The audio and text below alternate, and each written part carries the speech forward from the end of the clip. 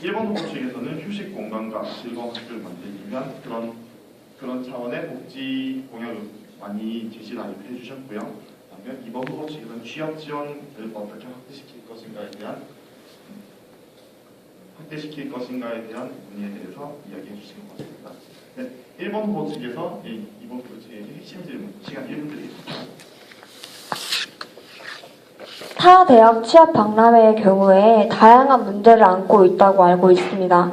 저희가 취업 부분에 대해서 고민하지 않은 것이 아니었는데 알아봤을 때 취업에 대해서 기업들이 공채하는 시즌은 한정되어 있고 그 한정된 시즌에 대학을 가다 보니 스카이급 외에는 거의 모든 대학이 소외받고 있는 거라고 알고 있고 제가 일단 가장 딱 보고 궁금했던 건 취업 박람회와 진로 박람회의 차이가 뭔지 그리고 이런 것들을 어떻게 문제를 지금 기존에 알고 있는 그 문제를 넘어서서 정말로 학생들한테 실제 도움이 될 수 있는 취업 박람회를 어떻게 여시려고 생각하시는지 궁금합니다.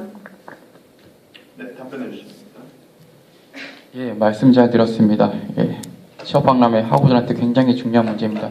예, 저도 여기에 대해서 많이 고민을 해봤고요.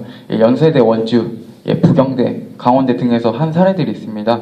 예, 이러한 사례들을 보면서 참고하도록 하겠습니다. 특히 강원대의 경우 타 대학, 특히 소위 말씀하시는 스카이 대학이나 이런 서울권 대학에서 기업들이 많이 오는데요. 거기에 직접 발로 뛰어가지고 대기업들, 공기업들 섭외했습니다. 저희도 그렇게 하겠습니다. 그렇게 해서 대학교 내에 취업 박람회 열도록 하겠습니다. 그리고 진로 박람회 말씀하셨습니다. 진로 박람회 제가 알기로 가톨릭대에서 실시한 작년 총학생회에서 공약이고 아마 실시한 걸로 알고 있는데요. 이런 가톨릭대의 사례들을 참고를 해가지고 인천대 안에 취업경력개발원과 같이 연대를 해서 학교 안에 부스를 설치해서 이제 1, 2학년 대상 학우들을 대상으로 진로 아니면은 직무 적성 검사 등을 통해서 이렇게 진로를 명확하게 해드리도록 하겠습니다. 네, 논의해 주시면 됩니다. 제가 알기로 2011년도 우리 대학에서 취업 박람회를 했던 걸로 알고 있습니다. 그 당시에 기업은행 그 중소기업 굉장히 괜찮은 강소 중소기업들을 다 모셔놓고 취업 박람회를 진행했는데 저희 직원분의 말씀으로는 파리만 날렸다고 하셨습니다. 저도 취업 박람회 관련해서 고민하지 않은 게 아니었는데 이 문제를 어떻게 담보해낼 수 있는지가 일단 궁금했고 말씀하신 이런 스피킹 특강이나 여러 가지 진로에 대해서 고민할 수 있는 거 다양하게 어떻게 해결해나갈 수 있는지 학생들을 직접 도와줄 수 있는 프로그램이 지금 우리 대학 취업경력개발원에서 굉장히 많이 진행을 하고 있습니다.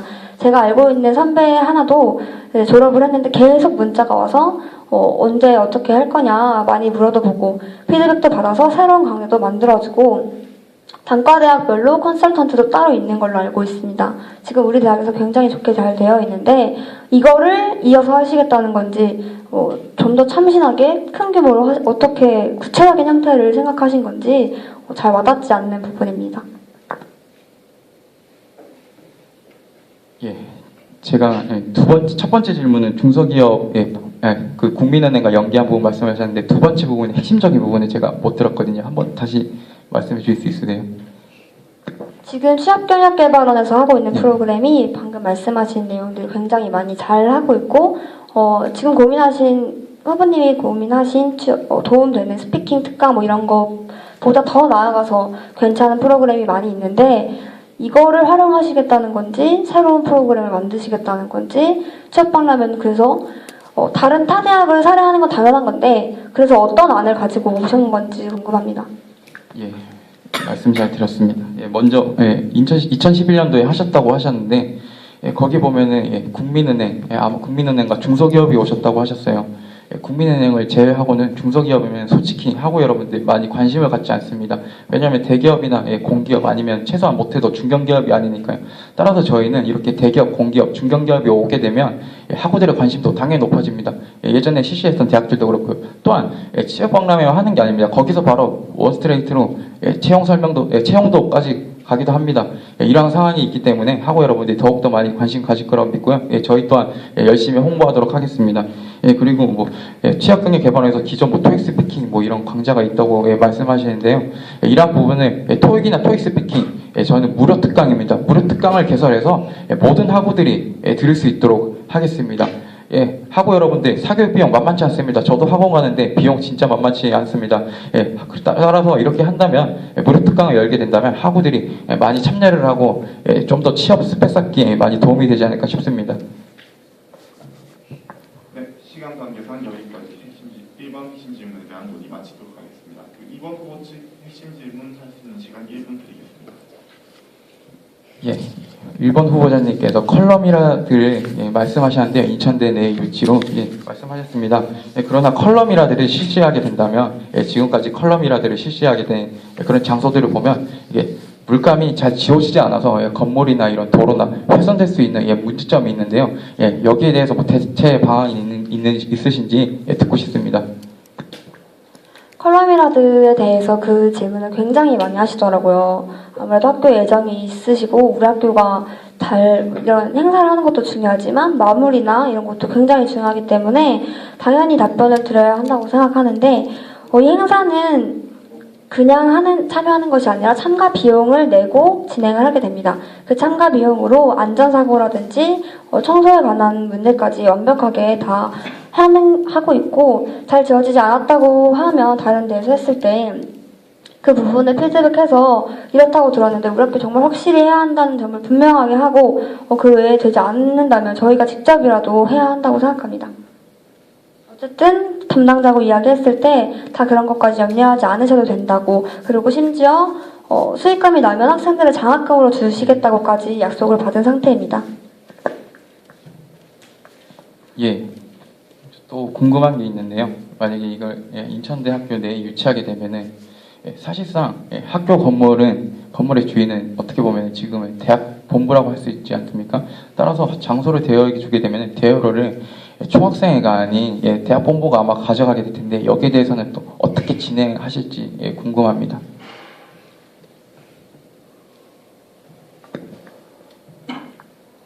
장소 대여료를 학교에서 가져가는 거에 대한 장소 대여료는 사실 총학생회가 가지나 학교가 가지나 학교의 수익이기 때문에 다르지 않다고 생각하고 저희는 대여료를 받으려고 이 사업을 진행하는 것이 아니라 학생들의 가장 중점 고민이었던 건 놀거리가 없는 학교에 정말 제대로 된 축제를 하나 유치해보자 한 거였고 여기에 인지도도 높일 수 있고 학생들의 장학금까지 받을 수 있다면 더 좋지 않겠는가 일석삼조인데 그래서 고민을 했던 거지 대여료를 받으려고 한 부분이 아니라서 그거는 중점 내용이 아니라고 생각합니다. 그럼 후보자께서 하고자 하는 컬럼이라든가 인천대 학생들만이 이렇게 참여를 하는 건지 아니면 외부인도 섞여서 이렇게 하는 건지 궁금하네요. 네, 외부인도 섞여서 하는 건데요. 이 컬럼이라드라는 행사 자체가 미국에서 시작해서 100개 정도 도시에서 계속 하고 있고 한 번 할 때마다 10,000명씩 참여하는데 이 10,000명의 대부분이 10대, 20대 청년들이고 외국인까지 굉장히 많이 오게 돼서 학교를 잘 모르는 인천을 잘 모르는 중고등학생들도 그리고 다른 대학생들 그리고 외국인들도 우리가 글로벌 대학을 가고자 하는데 이런 점에서 굉장히 유리하다고 생각합니다. 네, 이번 후보 측 질문하실 것 같습니다. 예. 이번 후보 측이 제기한 핵심 질문에 대한 사항은 여기까지 하도록 하고요. 이제 다시 1번 후보 측에서 2번 후보 측에 질문할 수 있는 시간 1분 드리겠습니다. 두 가지가 궁금한데요. 한 가지는 제가 여성위원장을 하면서 여학생회실을 계속 관리를 했던 경험이 있는데 공약에 보시면 여학생회계실을 24시간 개방한다고 되어 있습니다. 그랬을 때 문제나 보안이나 굉장히 사고 위험이 높다고 저는 생각하는데 어떻게 관리를 하고 가능하게 만드실 건지가 궁금하고요. 두 번째로는 기숙사 식권 2월제를 하신다고 하셨는데 구체적인 실현 방도가 궁금합니다. 예, 질문 잘 들었습니다. 먼저 여학생 휴게실 24시간 개방 문의하셨는데요. 저도 거기에 대해서는 심히 공감을 하고 있는 상황입니다. 왜냐하면 부산대 같은 경우에 기숙사까지 치안이 침입한 상황이기 때문에요. 지금 총학생에서 잘하고 있는 게 시험 기간 때 여학생 휴게실 24시간 개방하고 있습니다. 그런 식으로 야간 잔류자 신청자에 한해서 24시간 시험 기간이 아닌 그런 기간에도 24시간 개방할 수 있도록 하겠습니다. 그리고 두 번째 기숙사 식권 2월제 말씀하셨습니다. 사실 저도 제 동기나 보면은 기숙사 사는데 매달 식권이 남아서 이렇게 헐값에 판매하는 게 참 안타깝더라고요. 그래서 준비한 공약인데요. 기숙사 식권 어떻게 이용하냐면 기숙사 식권을 이번 달 만약에 예를 들어 10월 달에 대한 한한 기숙사 식권을 11월까지 한시적으로 한 달 동안 이월이 가능하게 하겠습니다. 여기에 대해 뭐 비용이나 뭐 이런 것도 들 수가 있는데요. 아무래도 기숙사 같은 경우에는 기숙사 식당 뭐 이거에 관해서는 수익성 차원으로 접근해서는 안 된다고 생각합니다. 생협에서 제가 알기로는 생협에서 한 연간 한 2억 정도 이렇게 수익이 나는 걸로 알고 있는데요. 충분히 그걸로 상쇄할 수 있다고 생각이 듭니다. 네, 24시간 문제 같은 경우는 지금 총학생에서 시험 기간 진행을 하고 있기 때문에 그 부분을 좀 더 확대시켜서 그냥 상시화시키면 된다는 입장입니다. 예. 네, 말씀드렸습니다.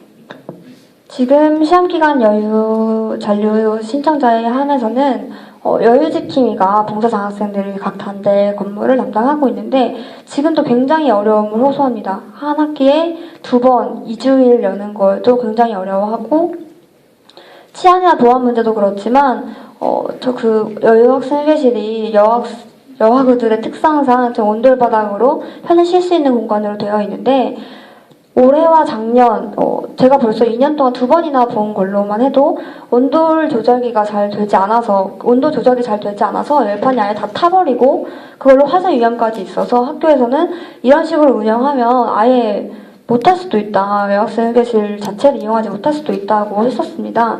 근데 지금은 학기 중에 낮 시간에 열어놔도 이렇게 되고 지금 여학생 휴게실 지킴이는 아침, 점심, 저녁으로 계속 확인을 하고 있는데도 그렇는데 이게 상시적으로 됐을 때에는 어떻게 될지 좀 우려스러운 점이 있고요. 이거부터 얘기할까요? 다른 얘기할까요? 기숙사 식권 이월제도 이야기할까요? 논의는 잘 하십니다. 네, 기숙사 식권 이월제의 경우에는요. 물론 생협은 수익 위주의 집단이 아니기 때문에 학생 복지를 기본으로 해야 합니다. 하지만 지금 생협 자체는 흑자지만 기숙사 식당의 경우 적자가 굉장한데요. 작년에 적자가 마이너스 8.6%였습니다. 근데 올해는 식권을 자유롭게 선택할 수 있는 선택식으로 바뀌면서 적자가 21%로 늘었습니다. 이런 거에 대해서 더 심해질 경우 생협이 아예 기숙사 식당을 포기할 수도 있는데 그렇게 되면 더 학생 복지 차원에 심각한 문제가 되는 게 아닌지 이런 거를 확인하고 내신 공약인지 궁금합니다. 질문 잘 들었고요. 먼저 그 여학생 휴게실 24시간 개방했을 때 보안 문제는 저도 심히 공감을 하고요. 따라서 사실 평일에 시험기간도 아닌 평일에는 좀 수요가 적을 것 같아요. 야간 잔류하시는 여성분들이 그래서 아무래도 신청을 하시게 되면 한 단대 건물에 한 여학생 휴게실 정도가 될 것 같은데요. 거기에 대해서 이제 캡스 순찰을 강화해서 이러한 문제점 방지하도록 하고요. 또한 온도 조절기 문제도 말씀하셨는데 당연히 그러한 부분이 있다면 개선을 해야 됩니다. 개선을 통해서 또 온도 조절기가 정상적으로 작동하게끔 해서 화재 위험 줄이도록 하겠습니다. 그리고 세 번째로 생협 적자 말씀하셨는데요. 특히 기숙사 식당 맞습니다. 식당은 적자인데 매점이나 아니면 자판기 등 이런 다른 수익으로 인해서 생협 자체는 흑자인 구조입니다. 따라서 아까도 말씀드렸듯이 기숙사 식당을 수익성으로 판단하시면 안 됩니다. 왜냐하면 기숙사는 지방 타지에서 올라오신 분들이 주거하시는 것이기 때문에 수익성으로 접근하시면 안 되고 아까도 말씀드렸듯이 생협의 흑자 구조 이걸로 충분히 상쇄할 수 있다고 저는 생각합니다. 그리고 저 또한 당선이 되면 이러한 논리로 또 대학본부 등록금 협상 과정에서 설득하고 계속 설득해서 이렇게 기숙사 식권 이월제 하도록 하겠습니다. 네, 시간 관계상 여기까지 하도록 하겠습니다. 2번 후보 측에서 1번 후보 측 질문하겠습니다. 저도 1번 후보님 공약 진짜 인상적으로 봤는데요. 그 중에서 제일 인상 깊었던 게 학식 2,000원짜리 메뉴에 저도 참 인상 깊게 봤습니다. 서울대도 제가 알기로 서울대가 한 1,700원인가요? 1,700원? 하고 인하대도 2,000원짜리가 있는 걸 알고 있는데요. 근데 한 가지 좀 궁금한 게 들었는데 공약을 보면서 후보자님께서 이게 기존 지금 학식 2,500원에서 3,500원짜리 메뉴가 있잖아요. 그 메뉴를 2,000원으로 인하를 하겠다는 건지 아니면 2,000원짜리 메뉴를 신설을 해서 이렇게 운영하시겠다는 건지 궁금합니다.